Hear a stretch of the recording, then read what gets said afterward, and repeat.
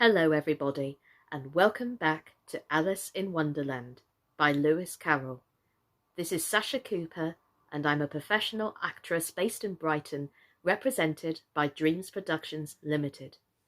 We are now 2 chapters away from the book being finished, and in the last episode, we saw what a lobster quadrille was, and the Griffin and Alice being called to a trial. Let's see what happens next. Chapter 11. Who Stole the Tarts? The King and Queen of Hearts were seated on their throne when they arrived, with a great crowd assembled all around them, all sorts of little birds and beasts, as well as the whole pack of cards.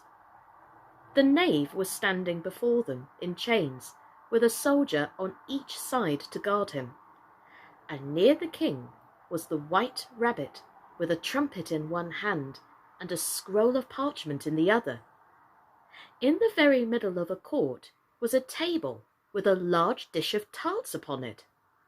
They looked so good that it made Alice quite hungry to look at them. "Oh, I wish they'd get the trial done," she thought, "and hand round the refreshments."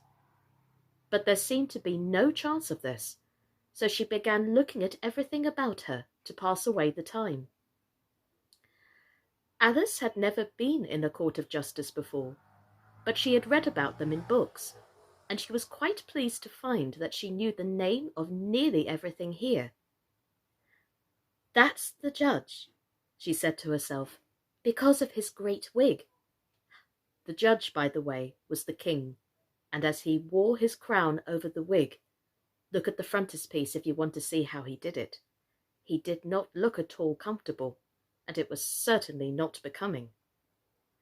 "And that is the jury box," thought Alice.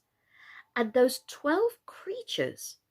She was obliged to say creatures, you see, because some of them were animals and some were birds.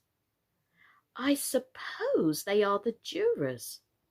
She said the last word 2 or 3 times over to herself, being rather proud of it, for she thought, and rightly too, that very few little girls of her age knew the meaning of it at all. However, jurymen would have done just as well. The 12 jurors were all writing very busily on slates. "What are they doing?" Alice whispered to the Griffin. "They can't have anything to put down yet, before the trial's begun." "They're writing down their names," the Griffin whispered in reply, "for fear they should forget them before the end of the trial." "Stupid things!"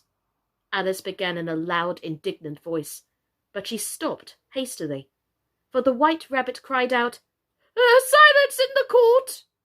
And the king put on his spectacles and looked anxiously round to make out who was talking.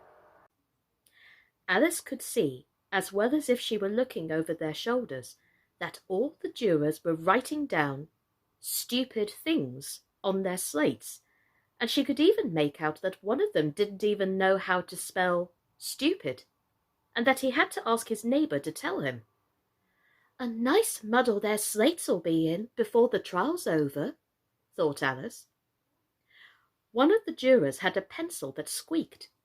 This, of course, Alice could not stand, and she went round the court and got behind him, and very soon found an opportunity of taking it away. She did it so quickly that the poor little juror, it was Bill the lizard, could not make out at all what had become of it, so after hunting all about for it, he was obliged to write with one finger for the rest of the day. And this was of very little use, as it left no mark on the slate. "Herald, read the accusation," said the king. On this, the white rabbit blew 3 blasts on the trumpet, and then unrolled the parchment scroll, and read as follows. "The Queen of Hearts, she made some tarts, all on a summer's day. The Knave of Hearts, he stole those tarts, and took them quite away." "Consider your verdict," the king said to the jury. Not yet, not yet," the rabbit hastily interrupted. "There's a great deal to come before that." Call the first witness, said the king, and the White Rabbit blew 3 blasts on the trumpet and called out, "First witness." The first witness was the Hatter. He came in with a teacup in his hand and a piece of bread and butter in the other. "I beg pardon, your Majesty," he began, "for bringing these in, but I hadn't quite finished my tea when I was sent for." You ought to have finished, said the king. When did you begin? The Hatter looked at the March Hare, who had followed him into the court, arm in arm with the Dormouse. 14th of March, I think." 15th, said the Hare. 16th, added the Dormouse. Write that down, the king said to the jury, and the jury eagerly wrote down all 3 dates on their slates, and then added them up and reduced the answers to shilling and pence. Take off your hat, the king said to the Hatter. "Oh, it isn't mine," said the Hatter. Stolen, the king exclaimed, turning to the jury, who instantly made a memorandum of the fact. "I keep them to sell," the Hatter added as an explanation. "I've none of my own. I'm a Hatter." Here the Queen put on her spectacles and began staring at the Hatter, who turned quite pale and fidgeted. Give your evidence, said the king, and don't be nervous, or I'll have you executed on the spot. This did not seem to encourage the witness at all. He kept shifting from one foot to the other, looking uneasily at the Queen, and in his confusion he bit a large piece out of his teacup instead of the bread and butter.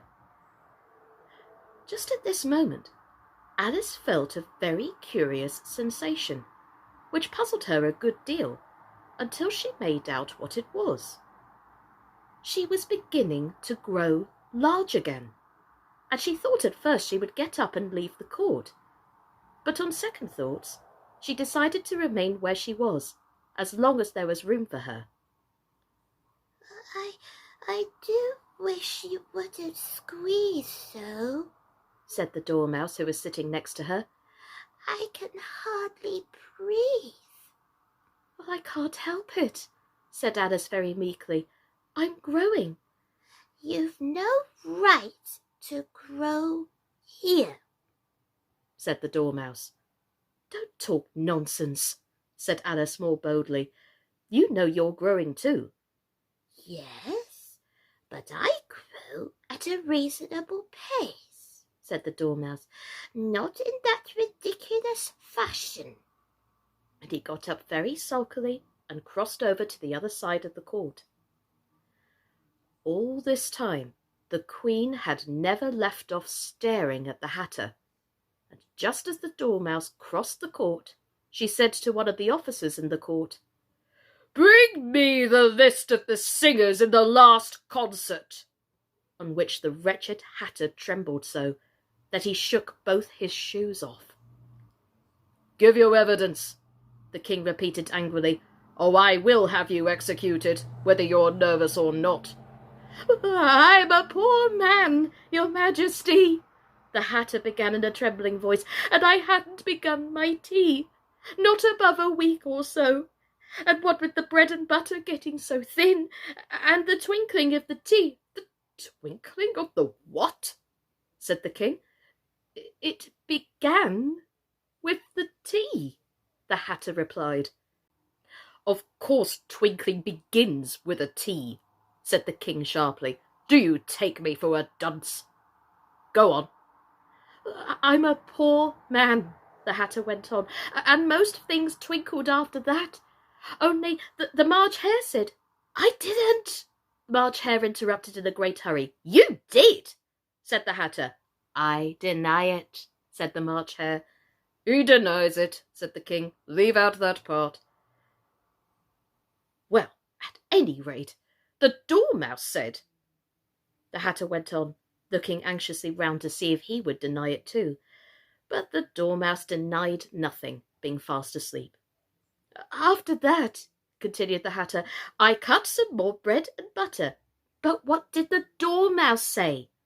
one of the jury asked. "That I can't remember," the Hatter said. "You must remember," remarked the king, "or I will have you executed." The miserable Hatter dropped his teacup and bread and butter and went down on one knee. "I'm a poor man, your Majesty," he began. "You're a very poor speaker," said the king. Here one of the guinea pigs cheered, and was immediately suppressed by one of the officers of the court. As that is a rather hard word, I will just explain to you how it was done. They had a large canvas bag, which tied up at the mouth with strings. Into this they slipped the guinea pig, head first, and then sat upon it. "I'm glad I've seen that done," thought Alice. "I've so often read in the newspapers at the end of trials. There was some attempt at applause, which was immediately suppressed by officers of the court, and I never understood what it meant till now." "If that's all you know about it, you may stand down," continued the king. "I can't go no lower," said the Hatter. "I'm on the floor as it is."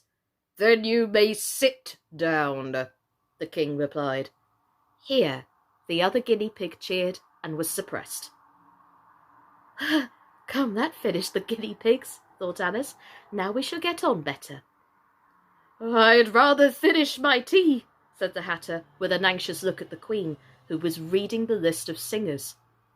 "You may go," said the king, and the Hatter hurriedly left the court without even waiting to put his shoes on. "Just take his head off outside," the Queen added to one of the officers, but the Hatter was out of sight before the officer could get to the door.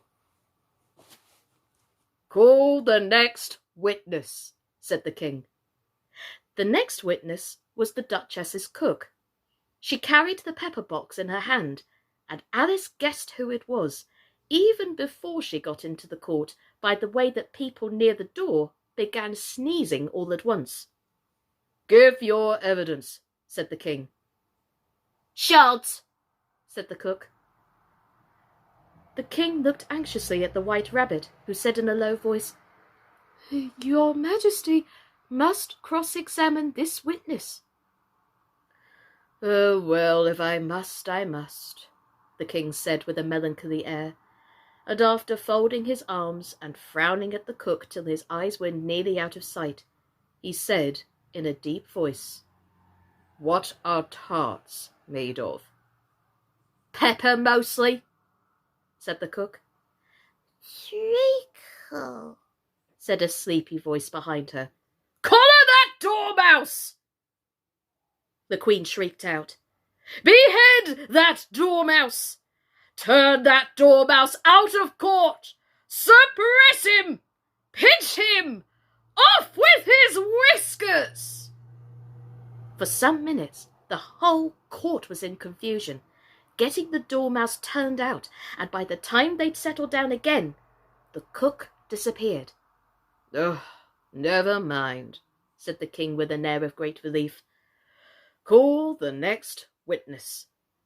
And he added, in an undertone to the Queen, "Really, my dear, you must cross-examine the next witness.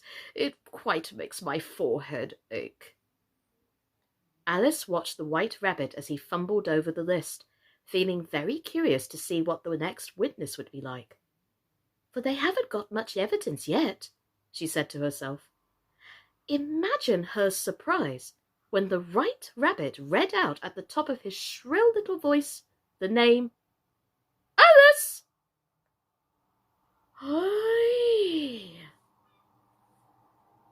I don't know about you, but I can't wait to see what the next episode has in store. And it's the final one, ladies and gentlemen. What is Alice going to give as evidence in this court scene? Let me know down in the comments what you think she's going to give. If you know exactly what to do by now, guys. Put "I know" and "shh" emoticon in the comments. But if you don't know, let's hear your theories about what Alice is going to say in court. Tune in tomorrow for the final installment of Alice in Wonderland. I've been Sascha Cooper. Stay safe, everybody. Take care. Bye-bye.